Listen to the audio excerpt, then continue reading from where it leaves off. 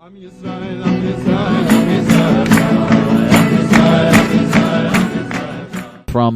Bucolic 1, Netanyahu and Israel are the absolute last people that should question Iran's nuclear program. For those of you who don't know, Israel has 150, 300 undeclared nuclear warheads and also several hundred undeclared and illegal, according to the UN, biological and chemical weapons. Israel is also not part of the NPT or any other international nuclear safety commission. So ask yourself, what's the real reason for Iran's nuclear program? The answer is simple, unquote. Yeah, the answer is very simple. Iran and Ahmadinejad have said so. It's to exterminate America and Israel. That's the purpose of their Iranian nuclear terrorist bomb-making program.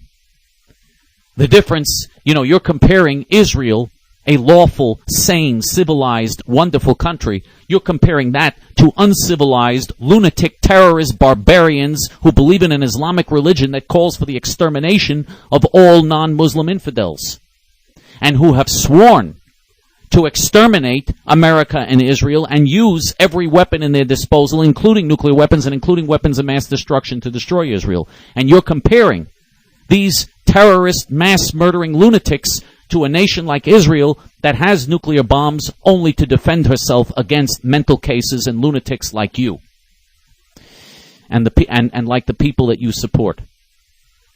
And now, from Tidy Cats 100, I am from Europe and I don't feel threatened by Iran, and that is because Iran does not threaten my interest.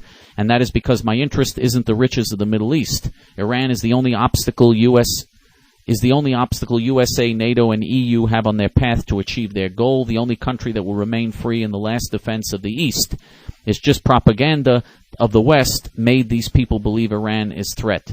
Did Iran attack anyone? No. But they are still target. Explain that.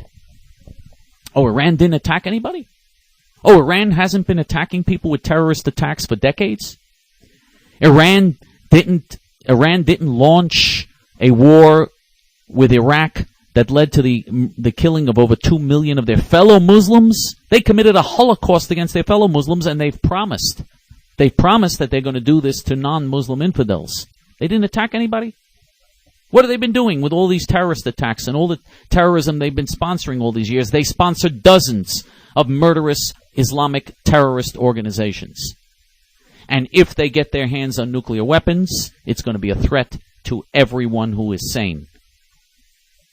And now we go to from Knife Hole. Oh, what a peaceful name, Knife Hole. Israel will put up a good fight for a month or two, but what counts is the number of ground forces you have. They're surrounded by billions of Islamic fighters. The U.S. couldn't even beat a tribe of men in the mountains. Israel has no chance in the long run. They should be getting on their boats while they can, unquote. Well, we'll see. The Bible says that Israel will survive forever. The Bible says this final third return of Israel will be the final return. Israel will never be destroyed. The state of Israel will never be destroyed. On the contrary, all of the Muslims, the huge number of Muslims you speak about that surround Israel, they're the ones who are going to be destroyed in the end.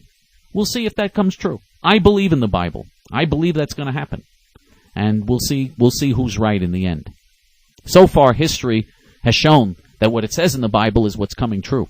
It said that the Jews were going to return after 2,000 years of exile, something which you never would have believed 100 years ago. If I told you 100 years ago that little Israel was going to come back into being and was going to beat back enemies that outnumber her 100 to 1 in 6-day wars, you never would have believed that. But it's happened. It said it was going to happen in the Bible, and it has happened. And everything else it says in the Bible is going to happen as well. And that also means that you have a very, very grim and dark future ahead of you because you're an enemy of God's people. Hey, hey.